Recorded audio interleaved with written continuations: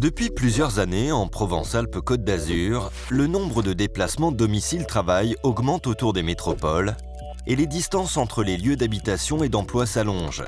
Chaque jour, un actif effectue en moyenne plus de 17 km pour aller travailler et il est souvent confronté à de nombreux embouteillages.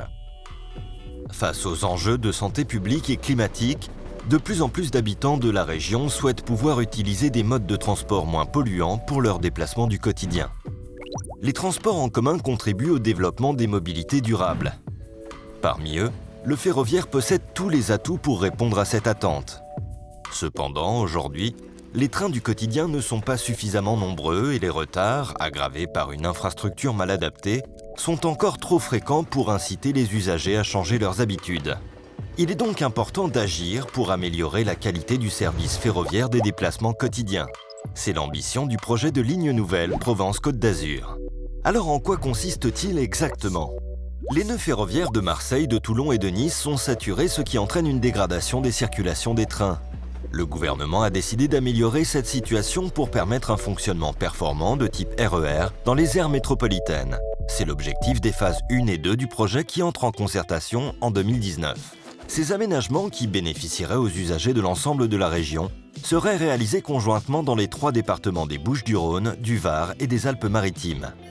À Marseille, les voies du plateau de la gare Saint-Charles seraient reconfigurées pour diminuer les conflits de circulation, source de retard des trains en arrivée et sortie de la gare. Une nouvelle gare souterraine serait également réalisée pour permettre de traverser plus rapidement Marseille, fluidifier les circulations vers Toulon et Nice, puis augmenter la fréquence des trains.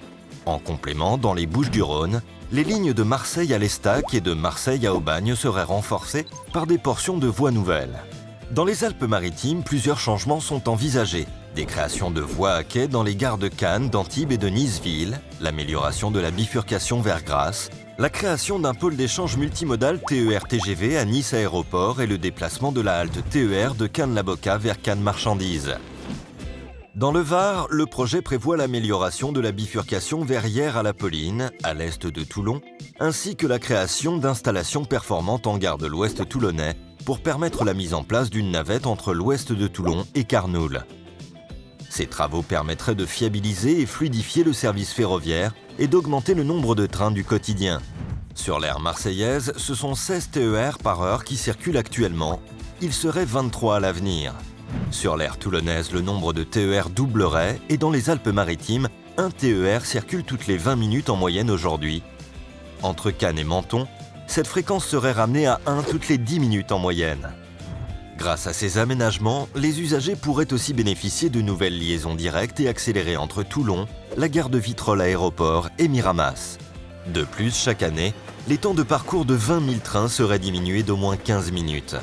Alors contribuez dès maintenant à l'élaboration des phases 1 et 2 en vous exprimant dans le cadre de la concertation publique.